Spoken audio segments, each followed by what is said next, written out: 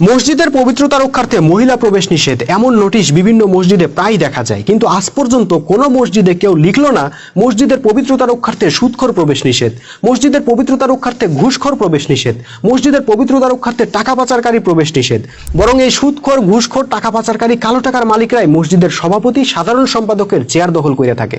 তারপর এরাই মসজিদের গেটে নোটিশ ঝুলাই দেয় মহিলা প্রবেশ নিষেধ, কারণ মহিলা ঢুকলে পবিত্রতা নষ্ট হবে। ভাই, রসুলের যুগে এরকম কোনো নোটিশ যদি কেউ মসজিদের গেটে লিখতো, আমি শিওর তার পিঠের ছাল থাকতো না, কারণ মহিলাদের মসজিদে যেতে নিষেধ করার অধিকার কোনো মানুষের নাই। স্বয়ং রসুল সাল্লাল্লাহু আলাইহি সাল্লাম বলছেন, আল্লাহর বান্দীদের আল্লাহর ঘরে আসতে নিষেধ করবে না।